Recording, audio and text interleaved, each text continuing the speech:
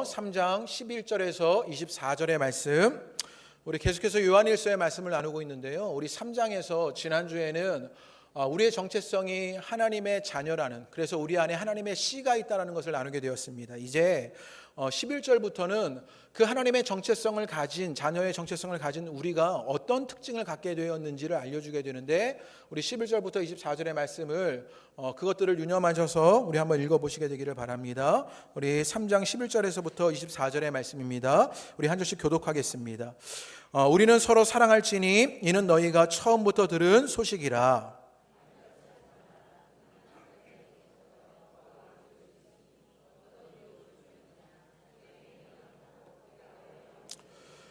형제들아, 세상에 너희를 미워하여도 이상히 여기지 말라.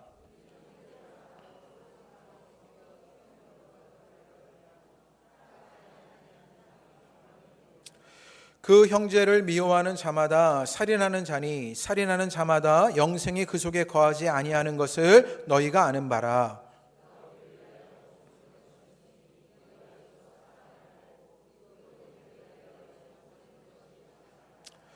주가 이 세상의 재물을 가지고 형제의 궁핍함을 보고도 도와줄 마음을 닫으면 하나님의 사랑이 어찌 그 속에 거하겠느냐.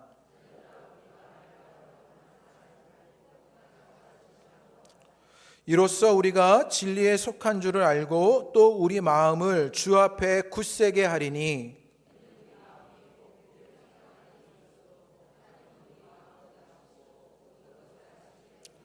사랑하는 자들아, 만일 우리 마음이 우리를 책망할 것이 없으면 하나님 앞에서 담대함을 얻고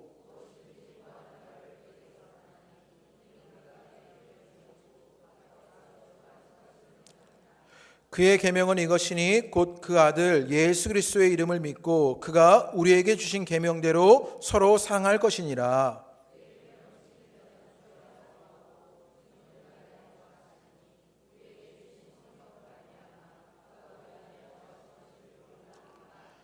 아멘. 할렐루야. 오늘 예배하시는 여러분 가운데 주님의 큰 은혜가 임하시게 되기를 주님의 이름으로 축복합니다. 우리 매일 하는 고백입니다. 매주 하는 고백입니다. 우리 옆에 있는 분들에게 사랑합니다 고백하겠습니다. 우리 마음을 열어서요, 사랑합니다 고백합니다. 오늘은 조금 특별한 고백 하나를 해보려고 하는데요. 옆에 있는 분들에게 뭐라고 고백하시냐면요, 저는 예수 믿는 사람입니다 이렇게 고백하십니다. 저는 예수 믿는 사람입니다. 저는 예수님 믿는 사람입니다. 네, 우리는 모두는 예수님 믿는 사람입니다. 계속해서 요한일서의 말씀을 나누고 있습니다. 출처를 알 수가 없는데 어느 책에서 읽은 것인데, 사람들은 누구나 자기 안에 성전을 가지고 있다고 합니다. 그 성전의 안에서 무엇인가를 경배하면서 살고 있다는 것이지요. 어떤 사람에게는 그것이요 돈이 되기도 합니다. 그래서 그 마음의 성전에 그 돈을 경배하면서 살게 되고요.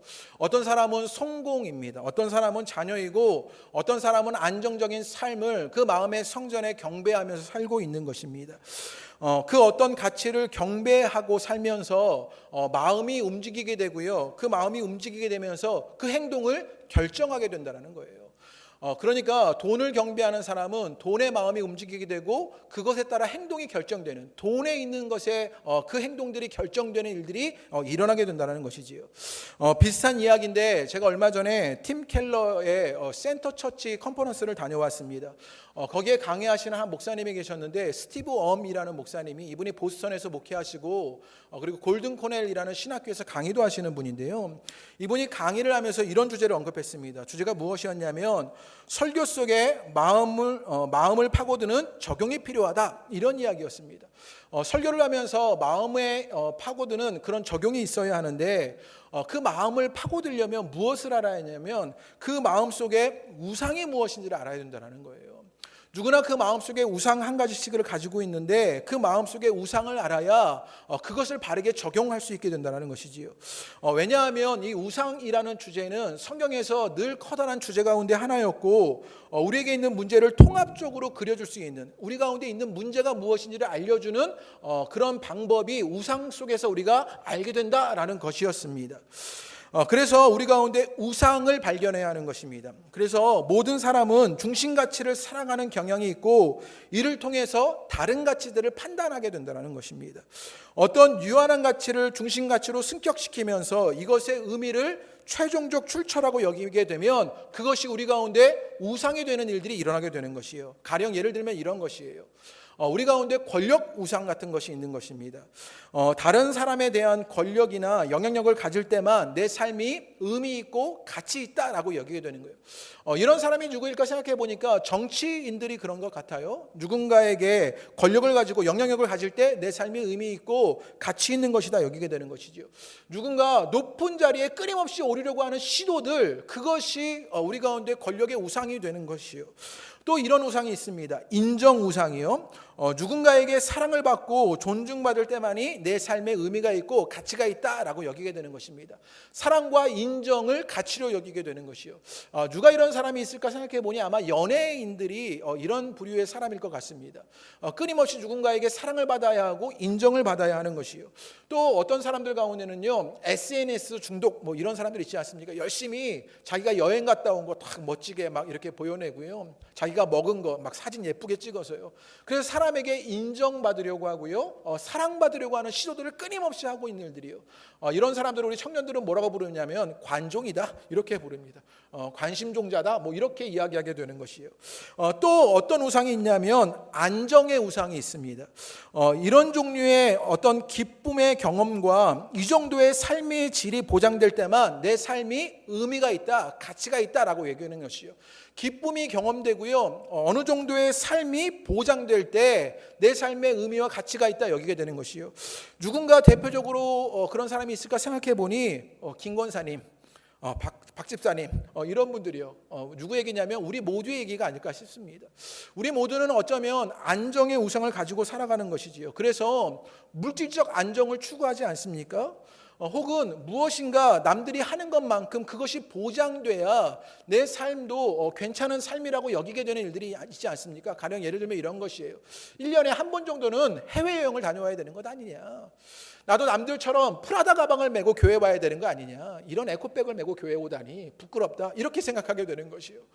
네, 우리가 그렇게 안정의 우상을 가지고 가는 일들이 있게 되는 것이요. 때로는 적어도 내가 40평대 아파트는 살아야 하는 것 아니냐, 중형차 이상은 타고 다녀야 하는 것 아니냐, 이런 안정의 우상을 가지고 있는 것이 우리들의 생각들입니다. 또 어떤 우상이 있냐면요, 우리 가운데 통제 우상이 있습니다. 뭐냐면 어떤 영역에 대해서 지배력을 갖게 되었을 때만 내 삶이 의미 있고 가치가 있다라고 여기는 것이요. 지배력을 끊임없이 가지려고 하는 것이요. 누가 대표적일까 제가 곰곰이 생각해 보니까 이건 누군지 알겠습니다. 누구냐면요, 목사님입니다. 네.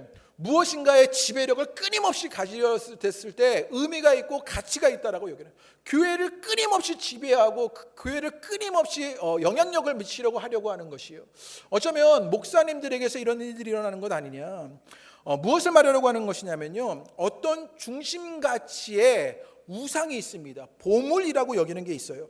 그것들이 우리의 마음을 움직이게 돼요. 때로 그것이 없으면요, 마음이 불안하게 되고 염려가 되고 두려워지는 일들, 걱정하게 되는 일들이 일어나게 됩니다. 그러면서 무엇이 일어나게 되느냐? 행동을 결정하게 되더라는 거예요. 우리 가운데 어떤 우상이 있는데 혹은 보물이 있는데 그것을 추구하는 일이 있게 되고요, 그것에 따라서 마음의 변화가 일어나게 됩니다. 어느 정도냐, 그것이 있냐 없냐에 따라서 마음의 변화가 일어나게 되고요, 그것이 우리의 행동을 결정하게 된다는 것이요. 결국 우리의 행동을 결정하는 것은 무엇이냐? 마음의 변화들입니다. 그리고 그 마음의 변화는 어떤 보물이 있느냐, 어떤 우상을 섬기고 있느냐, 그것에 따라 우리의 삶이 결정된다는 것이에요. 그래서 우리 속에 있는 우상이 무엇인지, 보물이 무엇인지, 가치를 높이가 있는 것이 무엇인지를 알면 우리 마음의 변화를 알 수 있게 되는 것이고요, 또 우리의 행동을 결정할 수 있는 일을 보게 된다는 것이에요. 이것을 지난 1월부터 계속해서 나누고 있는 사랑하는 일에 대해서 정의해 보면 이렇습니다. 우리가 지난 1월 달에는요, 요한복음 13장부터 17장의 말씀을 가지고요, 예수님이 가르쳐 주신 사랑할 일들을 함께 나누게 되었습니다. 또 우리 2월 달부터는요, 요한일서의 말씀을 가지고 사랑을 나누고 있습니다. 그러면 우리가 사랑하도록 행동을 결정하게 만드는 마음의 변화가 무엇이냐? 그러면 그 마음의 변화를 일으키는 우리 안에 있는 보물은 무엇이냐? 그것을 살펴봐야 하는 것이지요. 우리 가운데 끊임없이 지난 3개월 동안의 말씀을 가지고 사랑을 말하게 되었는데 그것이 어떻게 우리의 마음에 변화를 일으키게 되었고 그것이 우리 가운데 어떤 보물이 있어 그것을 행동하게 만들었냐는 거예요. 그것을 말씀을 통해서 함께 나누게 되기를 바랍니다. 이번 주 설교를 준비하면서 지난 3개월간 열심히 설교한 이유가 무엇인지를 스스로 묻게 되었습니다. 내가 왜 지난 3개월 동안 열심히 사랑할 일들을 설교하게 되었냐? 제가 설교해 보니까요, 슬슬 여러분들이 힘들어 하시는 것 같아요. 야, 또 똑같은 얘기, 또 사랑하라는 얘기를 도대체 3개월 동안 내내 하는 저 목사는 뭐냐? 이런 표정이 지금 여러분의 표정 속에서 다 읽혀집니다. 오늘도 똑같은 이야기를 하는구나. 또 저 설교를 하는 것이야? 제가요, 그래서 이것을 뭐라고 표현했냐면, 지난주에 요한의 깔때기다. 이 사도 요한의 깔때기에 들어가면 모든 것이요 사랑으로 결론이 나는 이 요한의 깔때기에 우리가 다 휩쓸려 버린 것이지요. 계속해서 비슷한 주제 같은 이야기를 하고 있습니다. 우리가 계속해서 사랑을 말하고 있는데요, 왜 사랑을 말해야 하느냐? 제게 이것이 질문되기 시작했습니다. 왜 3개월 동안 이 긴 시간 동안 사랑을 말해야 하는 것일까를 질문했습니다. 혹시나 우리가 사랑의 공동체가 되어서 사람이 많아지는 목회적 성공이나 어떤 교회의 불안들, 위기들에서 안정을 추구하려고 했던 것은 아닌가를 질문하게 보게 되었습니다. 내가 우리 교회가 사랑을 끊임없이 말하게 되는 것으로 사랑의 공동체가 되어지고 그것이 목회적 성공을 이루거나 혹은 교회의 안정을 이루기 위해서 사랑을 말하는 것이 아닌가? 공동체 안에 서로 사랑하려의 목표가 무엇인가를 스스로 묻게 되는 질문들을요, 지난 한 주간 계속해서 제 스스로 해보게 되었습니다. 그런데 오늘 본문의 말씀이 그 답을 제게 주었는데요, 말씀을 통해서 우리에게 사랑을 말씀하시는 이유가 무엇인지를 알게 되고 우리의 행동을 결정하게 되고 마음의 변화를 일으키게 되는 보물이 무엇인지를 오늘 말씀을 통해서 함께 살펴보게 되기를 원합니다. 지난 요한일서 3장의 말씀에서는요, 무엇이라고 말했냐면 우리의 정체성을 알려줍니다. 우리가 하나님의 자녀라고 말하게 되는 것이지요. 그래서 하나님의 자녀인 우리가 사랑할 일이 일어납니다. 그런데 우리의 사랑은 미완성이고 불안정합니다. 그런데 우리 속에 무엇이 있느냐? 하나님의 씨가 있습니다. 그 하나님의 씨는 복음의 능력이 되어서 우리의 사랑을 완성시켜주는 일들을 하게 됩니다. 그것이 우리의 정체성이다 라고 말했습니다. 그리고 이제 3장 후반절에서부터는요, 그러면 그 가운데 있었던 그 정체성을 가진 사람들에게 어떤 특징이 있느냐, 그것을 알려주게 되는데요, 우리 11절 말씀 한번 읽어보겠습니다. 다 같이 읽어보겠습니다. 시작. 이는 너희가 처음부터 들은 소식이라. 이제 하나님의 자녀라는 정체성을 가진, 하나님의 씨를 가진 우리가 이제 하나님의 정체성을 가진 자녀로서의 특징이 일어나게 되는데 그 특징이 무엇이냐? 서로 사랑하는 일이다 라고 말하게 되는 것입니다. 그리스도인이라면, 하나님의 자녀라면 사랑하는 일이 일어나게 된다라고 말합니다. 그러면서 12절과 16절에 대조되는 두 가지 예를 등장하게 됩니다. 12절에는 누구의 예를 드냐면요, 가인의 예를 들게 됩니다. 그리고 16절에서는요, 예수님의 예를 들게 됩니다. 그러면서 예수님에게서는 사랑이, 그런데 가인에게서는 미움이, 그리고 예수님에게서는 생명이, 그런데 가인에게서는 사망이, 그리고 예수님에게서는 자기 희생이, 그리고 가인에게서는 살인이 일어난 이야기를 대조하면서 지금 우리에게 이제는 사랑에서 미움으로, 생명에서 사랑으로, 자기 희생에서의 실천으로의 변화가 가인에서부터 예수님에게 일어난 일들이 일어난 것처럼 일어나야 한다라고 알려주게 되는 것이요. 그것을 조금 풀어가 보면 이렇습니다. 우리 12절 말씀 한번 읽어보시지요. 우리 12절 다 같이 읽겠습니다. 시작. 그는 악한 자에게 속하여 그 아우를 죽였으니 어떤 이유로 죽였느냐? 자기의 행위는 악하고 그 아이의 행위는 의로움이라. 지금요, 가인이 자기 동생 아벨을 죽이는 그 살인은 사망의 일들을 이야기하고 있습니다. 우리 15절도 읽어보겠습니다. 시작. 그 형제를 미워하는 자마다 살인하는 자니 살인하는 자마다 영생의 그 속에 거하지 아니하는 것을 너희가 아는 바라. 지금요, 그가 살인하는 일들이 있었어요. 그 마음의 변화가 있었는데 그것은 무엇 때문이었냐면 미움 때문이었다는 것이에요. 제가 이것을 간단하게 도식화해 보면 12절에서부터 15절의 말씀을 도식해 보면 이런 것입니다. 가인 가운데 무엇이 있었냐면 미움이 있었어요. 이 미움은 무엇하게 만들었냐면 살인하게 만들었지요. 이 살인은 무엇하게 되었느냐? 사망의 결과를 만들었다는 것이에요. 이게 지금 가인으로부터 일어난 일들을 말하고 있는 것입니다. 가인이 아벨을 미워하게 되었고 그 미움의 마음은 살인의 행동을 결정하고 사망의 결과를 만들어내게 되었다는 것이에요. 제가 아까부터 말씀드렸지요. 우리 가운데 보물이 있어요. 그런데 그 보물은 마음의 변화를 일으킵니다. 그런데 그 마음의 변화는 행동을 결정하게 되는 것이에요. 그런데 지금 가인 가운데 무엇이 있었냐면 마음의 변화, 미움이 있었던 거예요. 그런데 그 미움이 행동을 결정하게 되어서 무엇하게 살인하게 되는 사망의 결과를 낳게 되는 일들이 일어나게 되었다는 거예요. 그러면 우리가 물어야 하는 것이죠. 무엇이냐? 가인의 마음속에 있었던 보물이 무엇이냐? 그것을 물어볼 수 있게 되는 것이에요. 이 미움의 마음의 변화가 어떤 보물을 통해서 일어나게 되었느냐를 알아보게 되는데, 이찬수 목사님이요 본문을 가지고 한 설교에서 이런 지적을 하게 되었습니다. 사랑에 반대되는 모습을 가진 가인이 그 마음에 일어났던 일이 있는데 뭐라고 말하냐? 창세기 4장 9절의 말씀입니다. 우리 창세기 4장 9절의 말씀을 다 같이 읽어보겠습니다. 시작. 내 아우 아벨이 어디 있느냐? 그가 이르되 내가 알지 못하나이다. 내가 내 아우를 지키는 자니까. 지금요 가인이 하나님께 대답하고 있는데 뭐라고 대답하냐면 내가 내 아우를 지키는 자니까 이렇게 대답하라는 거예요. 이 대답을 통해서 가인의 마음속의 외침이 무엇인지, 가인의 마음속에 무엇이 있었는지를 알게 되는데, 지금 가인이요 뭐라고 주님께 말하냐면 내가 내 아우를 지키는 자니까 라고 말합니다. 무엇이 있어요? 내가 있는 것을 보게 되는 것이지요.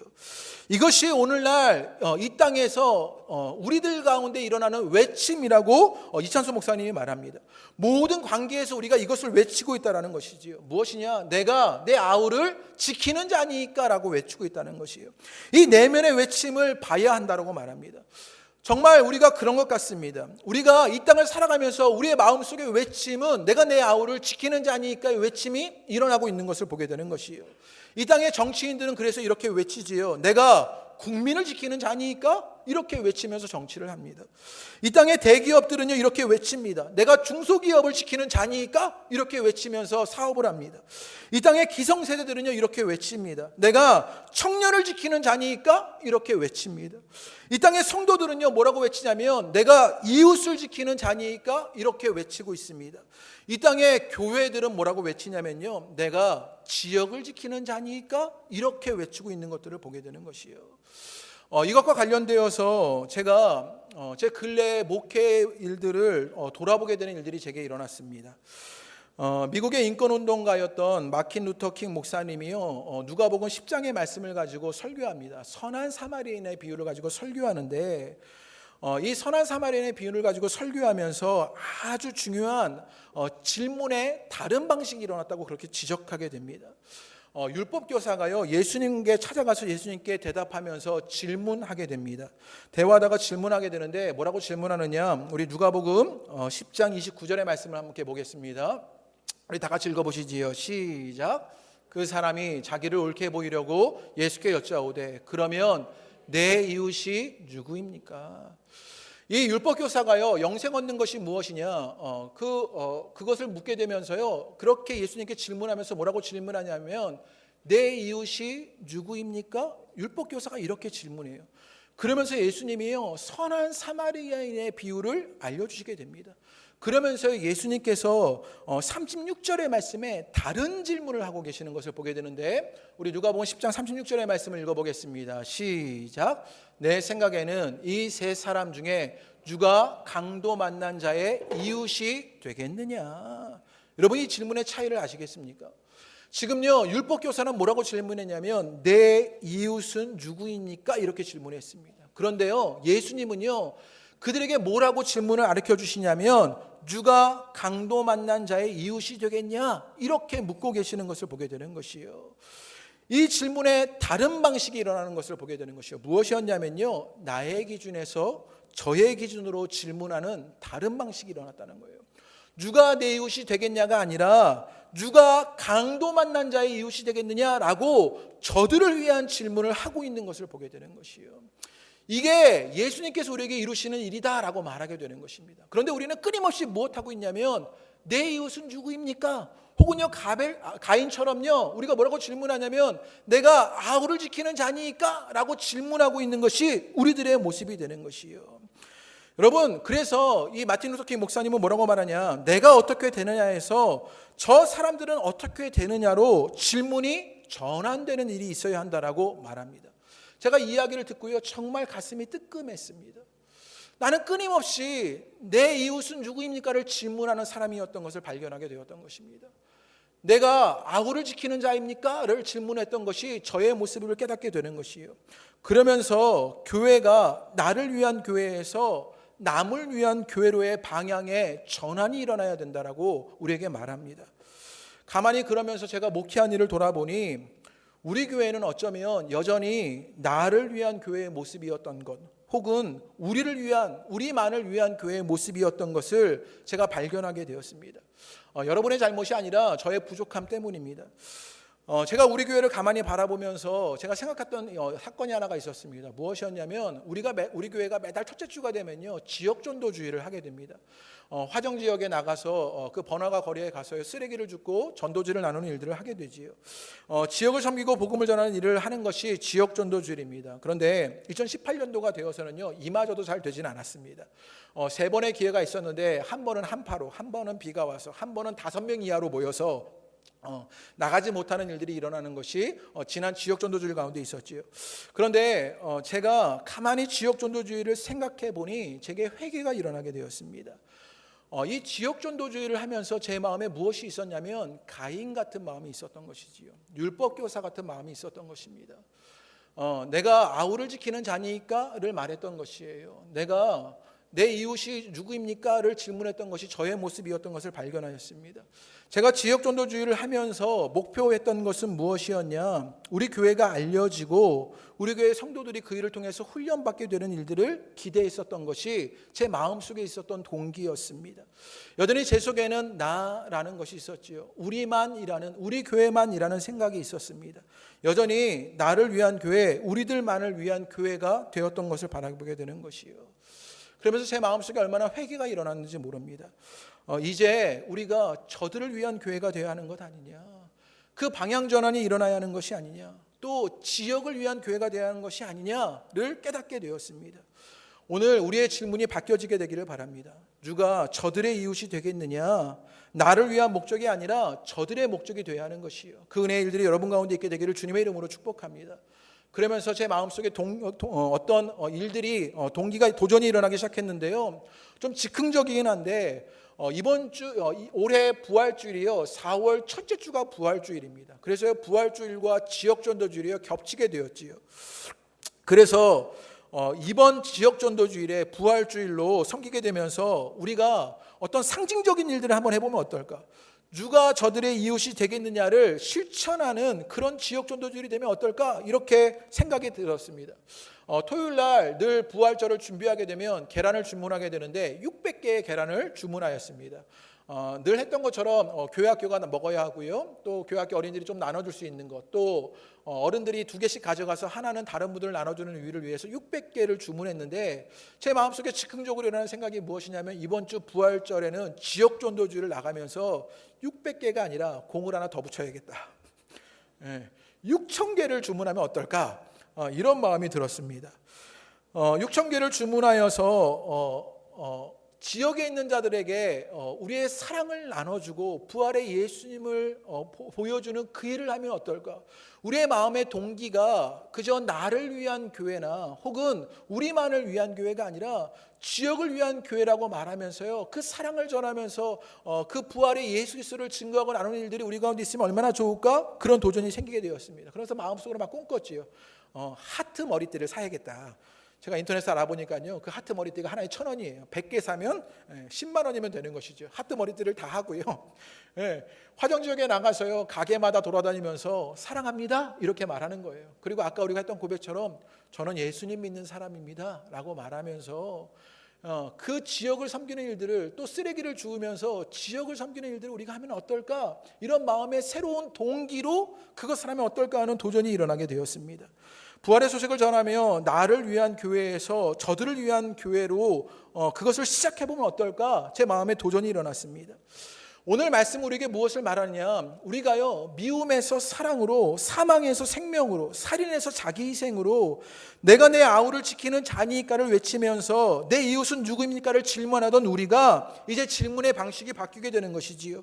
누가 강도 만난 자의 이웃이 되겠느냐? 이 새로운 방식으로 질문하는 변화가 우리 가운데 일어나야 하는 것이요. 여러분 가운데 그 변화가 일어나시게 되기를 주님의 이름으로 축복합니다. 그런데요, 그 변화가 어떻게 일어나느냐? 여기가 중요합니다. 우리 가운데 그 변화가 일어나는데 그 변화가 어떻게 일어나는 것이냐? 지금 요한일서는요, 끊임없이 우리 가운데 그 변화를 말하면서 그 변화가 일어나는 것은 예수 그리스도로 일어나게 되는 것이다.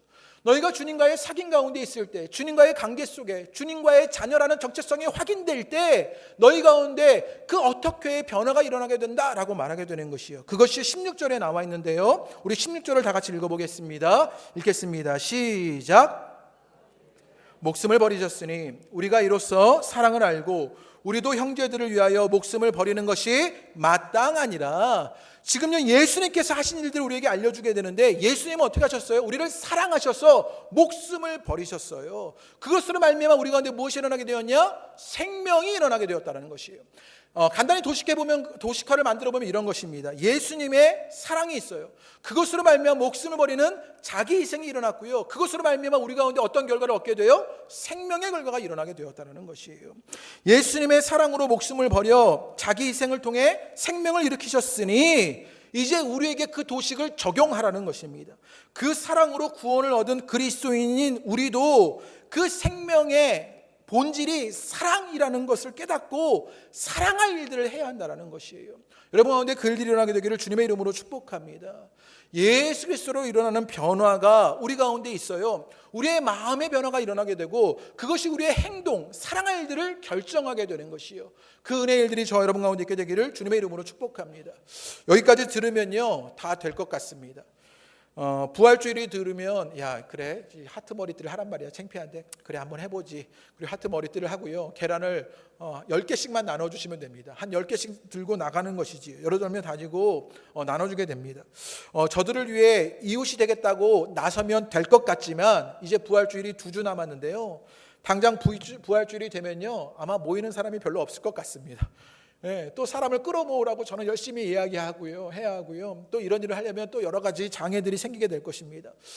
불평하는 분들이 계실 것이지요. 왜 우리를 이렇게 밖으로 내모는 것이냐, 우리도 힘겨운데라고 말하는 일들도 있고요. 어떤 분들은 옳고 그름을 따지기도 할 것입니다. 이게 진짜 옳은 일이냐, 왜 회의도 안 하고 그런 일을 막무가내로 진행하느냐, 결정된 것 아닙니다. 네. 그렇게 말씀하시는 분들도 계실 것입니다.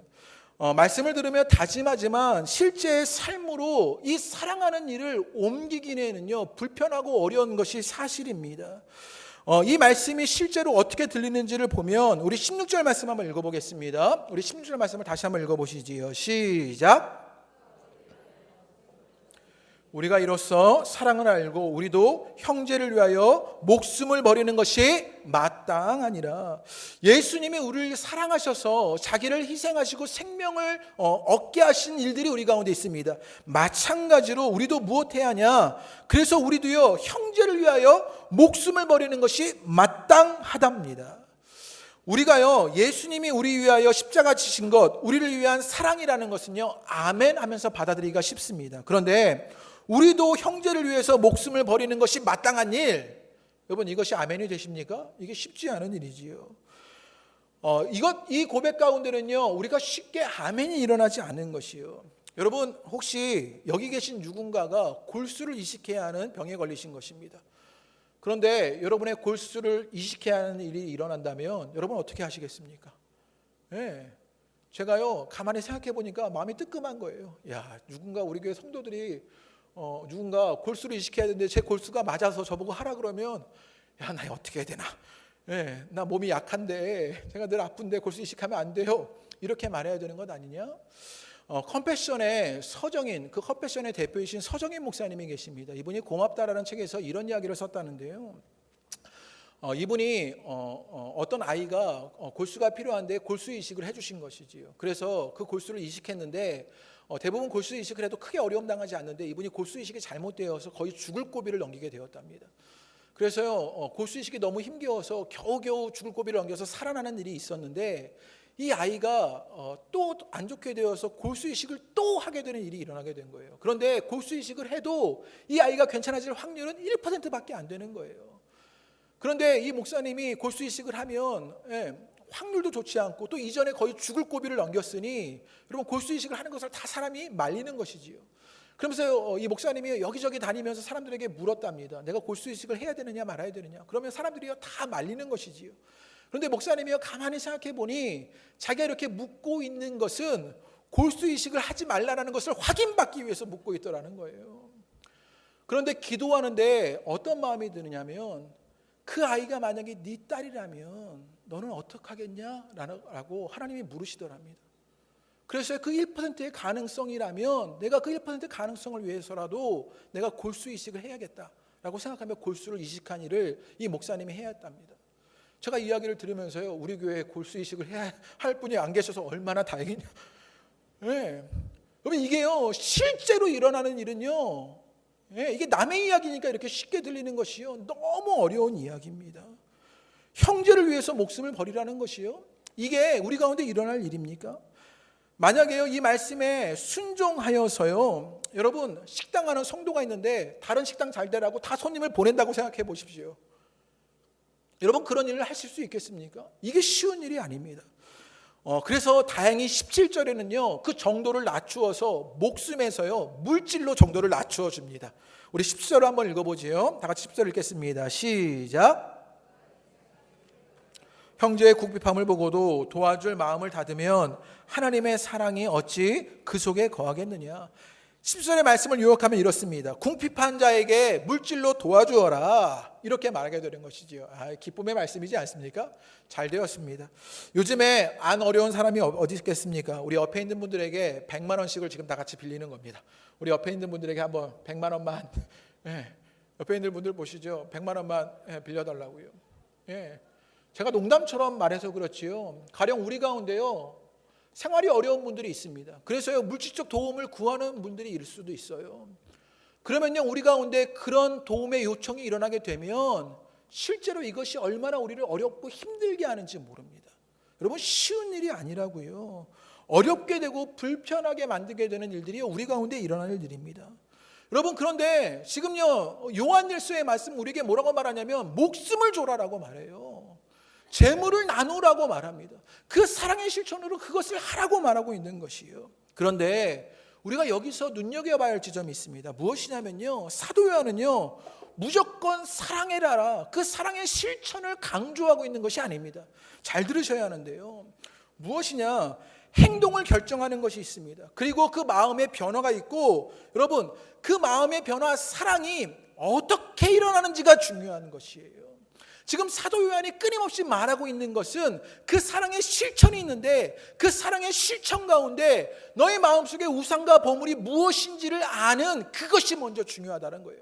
그 사랑을 일으키는 그 동기, 그 보물이 무엇이냐, 그것이 훨씬 더 중요하다고 말하게 되는 것이에요. 사도 바울이 이것을 말씀을 통해서 우리에게 알려주게 되는데, 우리 고린도전서 13장 3절의 말씀 한번 읽어보겠습니다. 우리 PPT로 준비된 다 같이 읽어보시지요. 시작.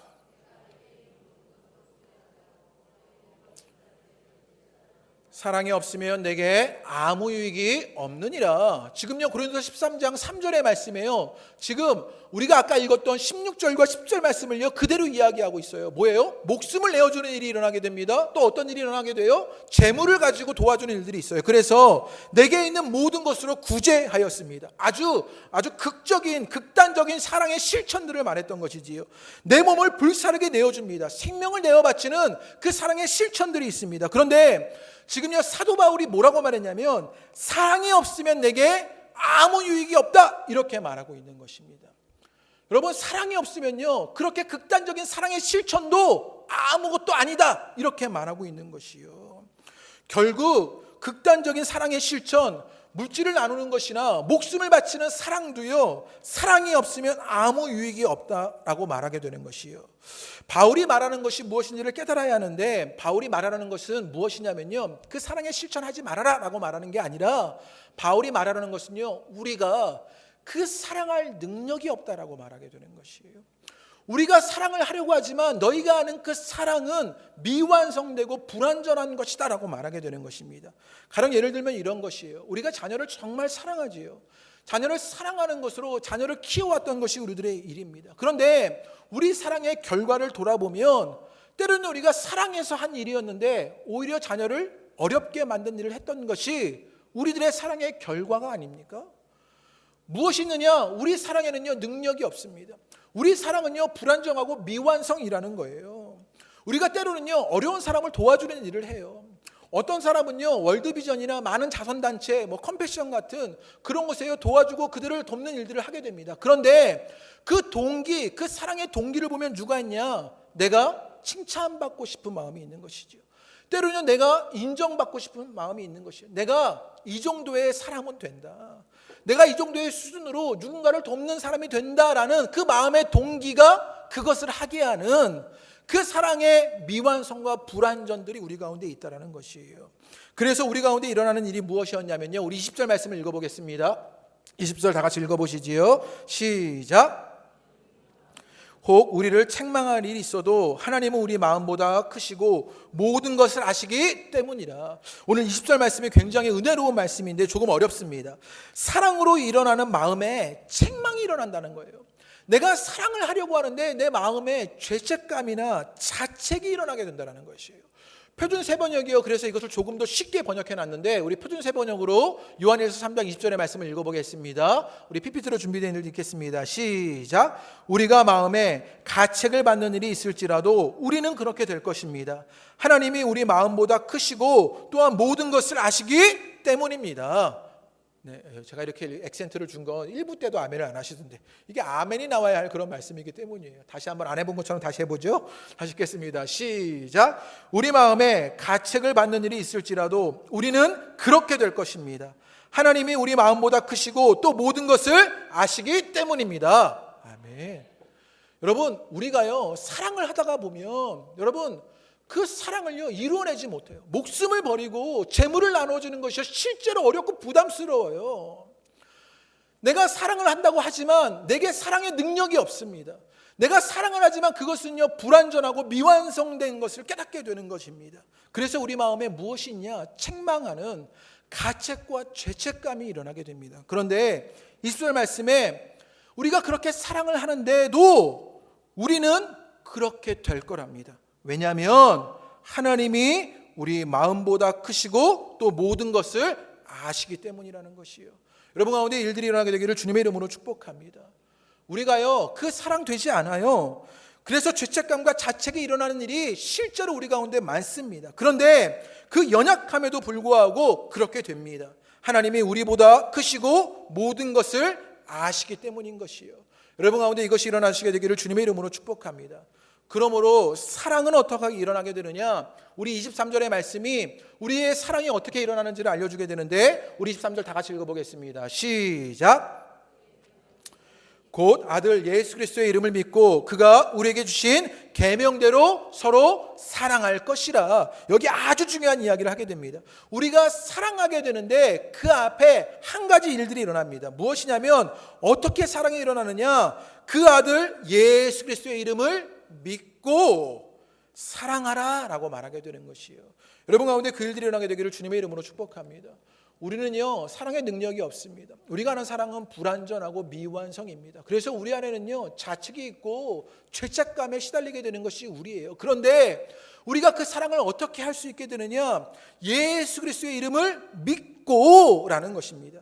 그냥 사랑을 실천하는 것이 아니라 예수를 믿고 사랑하면 그 불완전한 미완성의 사랑이요 완성으로 성취되어진다고요. 여러분 가운데 그 일들이 일어나시게 되기를 주님의 이름으로 축복합니다. 말씀의 시작으로 다시 돌아가 보지요. 우리의 행동에 결정이 있습니다. 그리고 마음의 변화가 있습니다. 그리고 우리 속에는요 보물, 우상이 있습니다.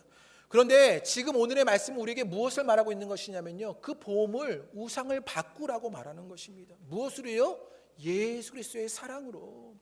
내가 그 예수 그리스도의 사랑을 확신하면, 경험하면 우리 가운데 무엇이 일어나게 되느냐? 마음의 변화, 사랑이 일어나고, 그것이 우리 가운데 목숨을 내어주거나 물질을 나누게 되는 일들로 그 실천의 행동을 결정하는 일들이 일어나게 되더라는 것이요.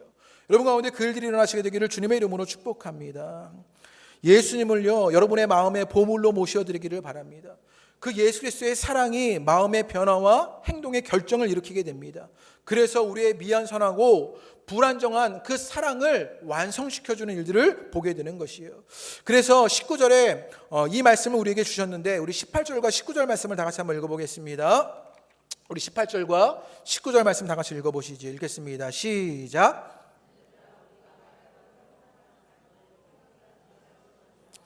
이로써 우리가 진리에 속한 줄 알고 또 우리 마음을 주 앞에서 굳세게 하리니.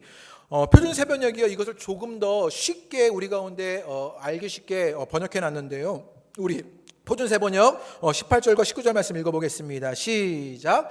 자녀 여러분, 우리는 말로나 혀로만 사랑하지 말고 행함과 진실함으로 사랑합시다. 이렇게 함으로써 우리가 진리에서 났음을 우리는 알게 되고 하나님 앞에서 확신을 가지게 될 것입니다. 우리가요, 사랑하면 우리가 진실함으로 사랑하는 일들이 있습니다. 때로는요, 그것이 죄책감을 이기고 자책하게 하지만 그 사랑에 순종하는 일들이 있어요. 이렇게 하면 우리가 알게 되는 일이 있는데 무엇이냐? 우리가 진리에서 났음을 알게 됩니다. 이 진리가 누구를 말합니까? 예수님을 말합니다.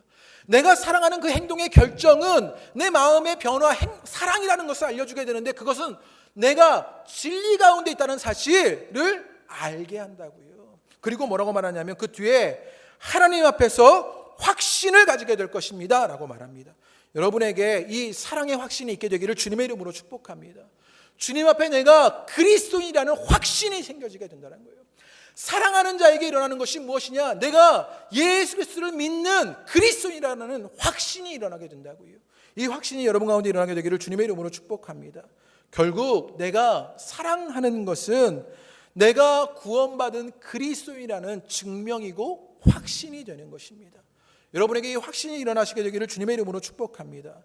그래서 우리가 연약하지만 사랑하려 하는 일, 그것으로 때로 죄책감을 느끼고 자책하지만 진실함으로 사랑하라는 것은 내 안에 그리스도가 보물이며 내가 그 예수 그리스도를 말미암아 구원받았다는 사실을 증명하고 확신하게 되는 것이요. 이 구원의 확신이 여러분 가운데 일어나시게 되기를 주님의 이름으로 축복합니다. 여러분이 예수 믿는 사람이라면 그 예수 믿는 사람이라는 고백을 무엇으로 하시겠습니까? 여러분은 예수 믿는다는 사람의 고백을 무엇으로 하고 계십니까?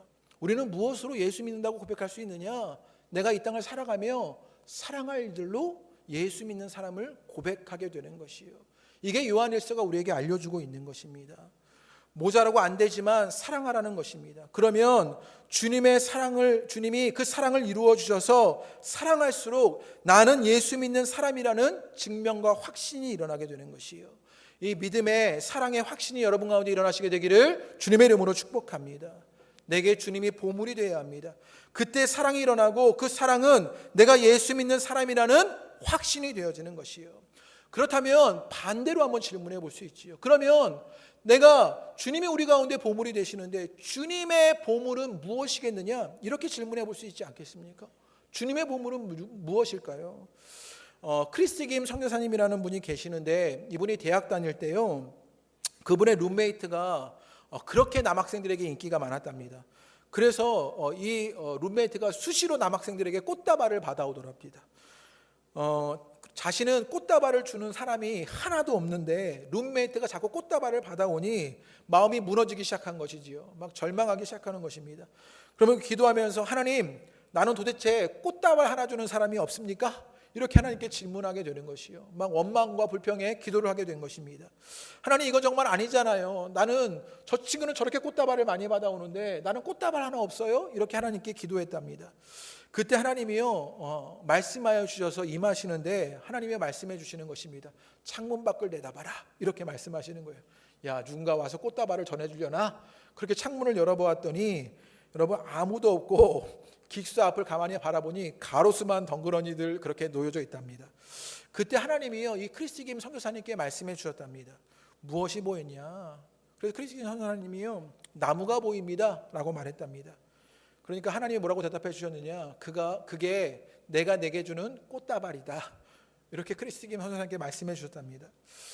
그래서 크리스김 선교사님이 뭐라고 말하느냐, 세상에 유일하게 가로수를 꽃다발로 받은 여인이 내가 되었다, 이렇게 이야기하게 됩니다. 선교사님이요, 그 가로수를 바라보면서 눈물을 흘릴 수밖에 없었답니다. 왜냐하면 그 하나님께서 그 가로수를 꽃다발로 주신 것은 주님께서 내가 있잖아, 이렇게 말씀하신 것과 마찬가지였기 때문입니다. 그래서 선교사님이요, 계절이 바뀔 때마다 늘 황홀했답니다. 온 세상이 주님이 주신 꽃다발이 되었기 때문인 것이요. 그렇게 하나님의 사랑으로 채워지자 수많은 사람을 살리는 그 사랑의 사역을 자신이 할 수 있게 되었노라고 간증하는 일들을 보게 되었습니다. 여러분, 주님의 보물이 누구입니까? 여러분이 주님의 보물입니다. 주님께서 여러분에게 말씀해 주시는 것이지요. 내가 있잖아, 그러니 너희가 사랑할 수 있다라고 말하게 되는 것이요. 여러분 가운데 그 일들이 일어나시게 되기를 주님의 이름으로 축복합니다. 그래서 우리가요, 예수 그리스도가 우리 가운데 보물이 되어 주시니, 내가 주님의 보물이 되어 주니 사랑할수록 감사할 일이 일어나고 사랑할수록 기쁨의 일이 일어나고요, 내가 주님의 보물이라는 사실을 날마다 확인하게 되는 것이요. 이 주님의 음성을 들으시는 여러분 되시기를 주님의 이름으로 축복합니다. 주님이 여러분에게도 찾아오셔서 내가 있잖아 라고 말씀하여 주십니다. 그때 내가 주님의 보물이라는 사실을 깨닫게 되고, 이제는 주님이 내 안에 보물이 되어서 그 마음의 변화, 사랑이 일어나고 사랑의 행동들이 일어나게 되는 일들이 여러분 가운데 일어나시게 되기를 주님의 이름으로 축복합니다. 말씀을 맺으려고 합니다. 우리에게 그리스도인이라는 확신이 있게 되기를 바랍니다. 예수를 믿고 사랑하시게 되기를 바랍니다. 그리고 사랑으로 예수님을 믿는 고백이 증명되고 확신이 되기를 주님의 이름으로 축복합니다. 미움이 사랑으로 변화되는 것, 사망이 생명으로 변화되는 것, 살인이 자기 희생으로 변화되는 이 변화, 무엇으로 일어나게 되느냐? 예수 그리스도로 일어나게 되는 것입니다. 우리는 이렇게 질문하고 살았는지 모릅니다. 내가 내 아우를 지키는 자이니까? 혹여나 내 이웃은 누구입니까? 라고 나를 위해 질문했던 것이 나의 모습이었다면, 이제는 우리의 질문의 방식이 바뀌어야 합니다. 누가 강도 만난 자의 이웃이 되겠느냐? 저들을 위한 신앙, 저들을 위한 일들이 우리 가운데 신앙으로 일어나야 하는 것이요. 그 변화가 예수 그리스도의 사랑의 확신으로 여러분 가운데 일어나시게 되기를 주님의 이름으로 축복합니다. 우리 함께 찬양하겠습니다. 우리 그 사랑 함께 찬양하시지요.